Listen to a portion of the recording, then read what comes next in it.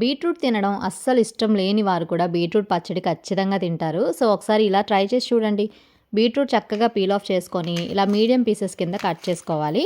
So, ఒక pan పెట్టుకొని ఒక 2 టేబుల్ స్పూన్ల ఆయిల్ యాడ్ చేసుకొని అందులో బీట్రూట్ ముక్కల్ని యాడ్ చేసేసుకొని చక్కగా ఒక 2 నిమిషాల పాటు లో ఫ్లేమ్‌లో ఫ్రై చేసుకోండి. తర్వాత ఒక ప్లేట్‌లోకి తీసుకొని చల్లారనివ్వాలి. ఇప్పుడు అదే పాన్‌లో ఒక 2 టేబుల్ స్పూన్ల ఆయిల్ యాడ్ చేసుకొని 1 ½ టేబుల్ స్పూన్ శనగపప్పు, 1 టేబుల్ స్పూన్ మినపప్పు, ½ టేబుల్ స్పూన్ ఆవాలు, ½ టేబుల్ స్పూన్ జీలకర్ర అండ్ ఎండుమిర్చి కారానికి తగినట్టుగా వేసుకొని 2 పచ్చిమిర్చిని కూడా వేసుకొని 2 నిమిషాల పాటు ఫ్రై చేసుకొని స్టవ్ ఆఫ్ చేసేసుకోవాలి. ఇప్పుడు మిక్సీ జార్‌లో బీట్రూట్ పీసెస్‌ని వేసుకొని అందులో వెల్లుల్లి, కొంచెం చింతపండు, పోపును కూడా వేసుకొని ఒక టేబుల్ స్పూన్ సాల్ట్‌ని వేసుకొని ఇలా గ్రైండ్ చేసుకోవాలి. ఇప్పుడు అదే పాన్‌లో ఒక టేబుల్ స్పూన్ ఆయిల్ యాడ్ చేసుకొని కొంచెం కరివేపాకును వేసుకొని మనం ముందుగానే గ్రైండ్ చేసి పెట్టుకున్న బీట్రూట్ పేస్ట్‌ని కూడా యాడ్ చేసుకొని ఒక్క నిమిషం పాటు ఫ్రై చేసుకొని స్టవ్ ఆఫ్ చేసుకోండి. ఇప్పుడు వేడి వేడి అన్నంలో సర్వ్ చేసుకొని తినండి. చాలా బావుంటుంది. ఈ వీడియో నచ్చితే మాత్రం లైక్ చేసి సబ్స్క్రైబ్ చేసుకోండి.